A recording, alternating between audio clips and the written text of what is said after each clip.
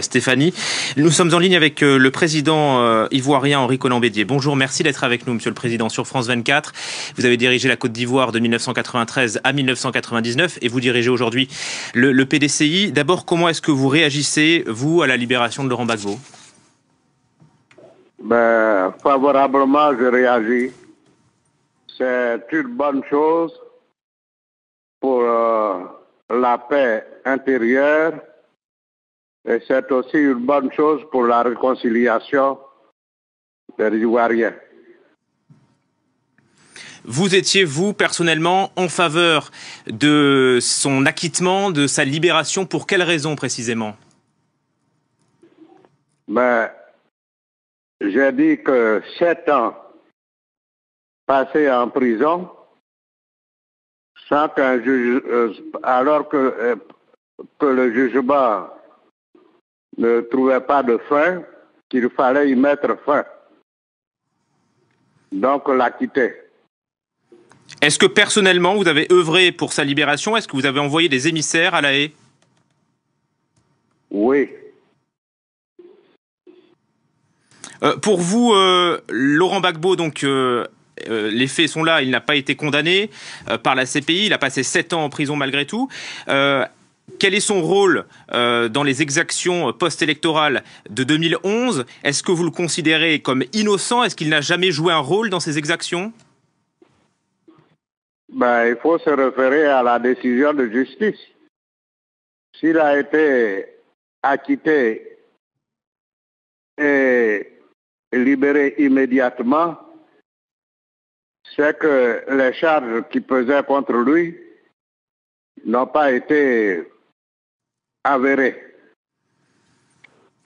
Monsieur le Président, sur notre antenne, il y a quelques semaines, vous aviez confirmé votre rupture avec le président Ouattara et un rapprochement avec Laurent Gbagbo.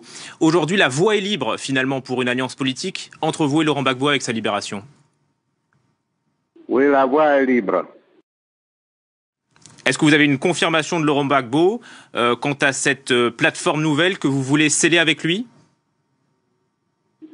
Oui. Vous avez eu Laurent Gbagbo au téléphone? Pas au téléphone, par messager.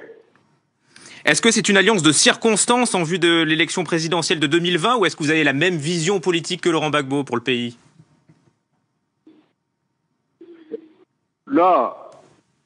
La façon dont le pays est gouverné actuellement ne nous convient plus. C'est pour cela que nous avons rompu l'alliance avec le parti de M. Ouattara. Par conséquent,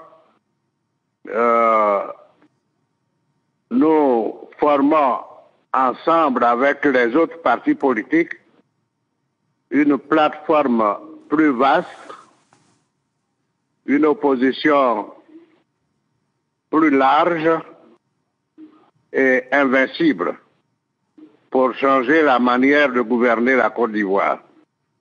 Mais c'est clairement une alliance anti-Ouattara. Anti ou pas anti, c'est pas la question. Mais je dis bien ce que je dis. Vous m'avez entendu. Qui portera cette alliance, Monsieur le Président, vous ou Laurent Gbagbo? Comment? Qui portera cette alliance, cette nouvelle plateforme? Qui la présidera, vous ou Laurent Gbagbo? La question ne se pose pas. Il n'y a pas de président, c'est une entente, une plateforme. Ce n'est pas un parti politique. Mais en vue de présenter un seul candidat à la présidentielle. Comment? En vue de présenter qu'un seul candidat à la présidentielle face à Ouattara. Pas forcément. Monsieur le Président, est-ce que vous souhaitez le retour de Laurent Gbagbo en Côte d'Ivoire? Est-ce que vous l'attendez? Mais bien sûr, il est libéré, il rentre dans son pays et il retrouve tous ses droits civiques. Et vous comptez le rencontrer prochainement? Bien sûr, quand il sera en Côte d'Ivoire. Après cette libération, on se pose la question de la réconciliation en Côte d'Ivoire, 7 ans après les violences post-électorales. Est-ce que vous restez sur votre faim? Est-ce que vous trouvez qu'il y a des choses qui ont avancé sur la réconciliation ou est-ce que vous restez sur votre faim? Mais cette libération va nous permettre d'avancer sur la réconciliation. Et vous demandez aussi que le camp Ouattara soit jugé? Je n'ai pas dit ça. Merci beaucoup, Monsieur le Président Henri Konan Bédier, d'avoir accepté de réagir et d'avoir salué cette libération de Laurent Gbagbo de La Haye. Avec nous en plateau, François Mattei. Bonjour, merci d'être avec nous. Vous êtes journaliste d'investigation, auteur de ce livre d'entretien qu'on va vous montrer ici, livre d'entretien avec Laurent Gbagbo, au titre bien sûr qui résonne aujourd'hui, Libre pour la vérité et la justice. C'est paru aux éditions Max Milo il y a quelques jours, en décembre 2018. Et vous avez côtoyé Laurent Gbagbo, vous, à La Haye depuis 2012. Est-ce que vous saluez aussi cette libération aujourd'hui? Bien entendu, parce que pour avoir suivi le problème ivoirien sur le terrain d'abord à partir de 2004-2005, puis à La Haye le procès que j'ai suivi pas à pas, et m'être entretenu très régulièrement avec Laurent Gbagbo, je suis le dernier surpris. C'est une issue tout à fait logique dans la mesure où, comme il a été dit par le jugement lui-même, les charges n'ont pas été prouvées, mais même en amont, il faut dire aussi, parce qu'on n'a pas le temps de refaire l'histoire, mais que ce dossier monté contre Laurent Gbagbo est un dossier monté et qui est politique, qui n'est pas judiciaire. Alors aujourd'hui, je me garderais bien de revenir sur une décision de justice qui, après 8 ans, intervient, 8 ans de prison pour un homme qui était censé à ce moment-là être confronté à d'autres responsables. S'il y a des responsables de certaines choses pendant la crise post-électorale en Côte d'Ivoire, il n'est pas le seul. Certainement pas. Mais un coup monté par qui? Oh, écoutez, c'est pas tant. On le sait. On sait qui l'a envoyé là-bas. On sait aujourd'hui que la CPI a collaboré avec Monsieur Ouattara, avec Monsieur Sarkozy, à l'époque de Monsieur Ocampo. Bon, c'est clair. Le procureur de la CPI. Oui, avec le procureur de la CPI. Donc, en dehors de toute légalité, je rappelle qu'il est là-bas en dehors de toute légalité ivoirienne, puisqu'il a été transféré à la CPI sans passer par les instances ivoiriennes qui pouvaient l'y envoyer. Également, au moment où il a été transféré, la Côte d'Ivoire n'avait pas signé le traité de Rome qui fonde la CPI. Donc, ça a été fait par un bricolage après l'incarcération, 2 ans après l'incarcération de Laurent Gbagbo. Tout ça a été bricolé et on en a aujourd'hui les preuves.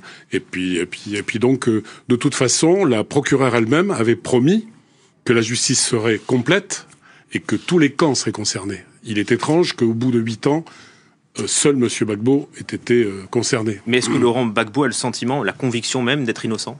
Tout à fait. Mais il était président de la République, parce que là aussi, je pense qu'en France, on s'est pas beaucoup penché sur le scrutin. Il y a beaucoup de gens qui parlent du scrutin. Est-ce qu'ils l'ont étudié, le scrutin? Est-ce qu'ils l'ont épluché à l'époque? Est-ce qu'ils se sont inquiétés de savoir qu'au 2e tour, même le parti de M. Ouattara a annoncé 70% de participation et que, à l'annonce des résultats définitifs, il y avait 81%? Donc il y a eu un bidouillage, on le sait, comme à plein de niveaux dans ce dossier. Et on sait très bien aussi que la Côte d'Ivoire est un élément très important dans la politique française en Afrique, et puis on en parle très peu de ça. Mais la France est impliquée, elle n'est nulle part. C'est très très curieux, on parle de Laurent Gbagbo, on parle pas de M. Ouattara et des rebelles qui ont ravagé le pays, qui ont massacré, qui ont violé. On parle de 3000 morts comme s'il lui était attribuable. Moi, je voudrais savoir qui peut le dire aujourd'hui, en tout cas pas la Cour pénale internationale. Son ambition à Laurent Gbagbo aujourd'hui, c'est de revenir à Abidjan et de reprendre sa revanche. C'est de rentrer en Côte d'Ivoire, c'est certain. Sa vie, c'est la Côte d'Ivoire depuis le début.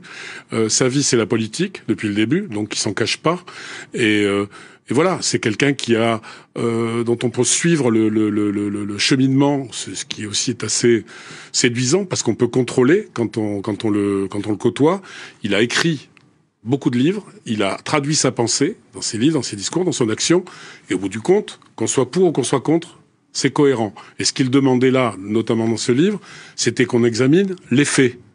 Alors si aujourd'hui, je vois des gens très contrariés, même dans la presse française, en disant que c'est un échec de la CPI, pour moi c'est une grande victoire, je vais vous le dire aujourd'hui. Pourquoi? Parce que le bureau du procureur est mis en cause même par les juges et les magistrats de la CPI, par une avocate tunisienne ici, Madame Maklouf, qui est conseillère auprès de la CPI, qui a mis en cause le bureau du procureur, qui a mis en cause la corruption au sein de la CPI. Aujourd'hui, je trouve que la CPI sauve son honneur et ne suit pas le dossier vide du procureur.